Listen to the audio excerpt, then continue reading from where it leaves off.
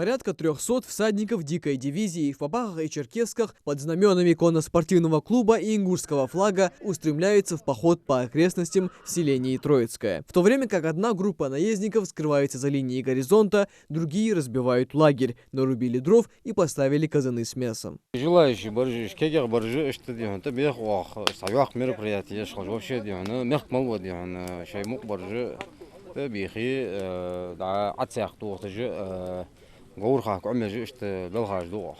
Здесь собрались конники дикой дивизии со всей республики, обсуждают различные темы, этикеты езды на лошадях, пропаганда здорового образа жизни, говорят о том, какой смысл несут в себе проведение таких сходов для подрастающего поколения. Но сегодня больше всего вспоминают горцы о трагических днях осени 92 года, о последствиях тех событий, жертвах конфликта и без вести пропавших.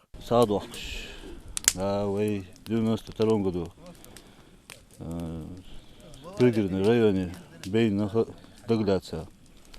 Затем ваш дела. Кора диш долж, что мод диш долж. Затем ваш дела дра. Машалла. Далбехти ваша кита ход уна. После коллективного намаза читает дуа. На слет конно-спортивного клуба «Дикая дивизия» отозвались всадники из пригородного района. Дал садолт Аллах увежри ер молодежь ваша китра. Аллах вряз халахан.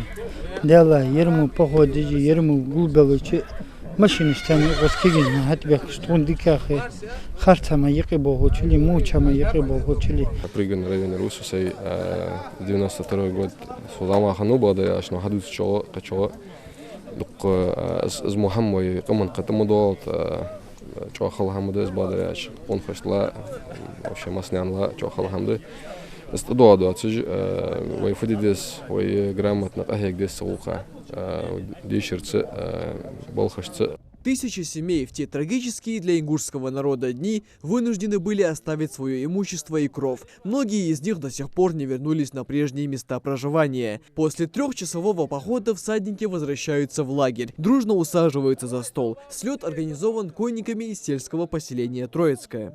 В WhatsApp сделали группу, там собирались конники и сообща там со всей республики все присоединились. Я сам житель сельского поселения Абергюрт, Троицкое. Сегодня решили у себя собрать всех со всей республики. Это мероприятие мы собрали как бы со всей республики, всех конников, всех желающих, которые хотят посетить. Это Саг, это приурочено трагической дате 92 года.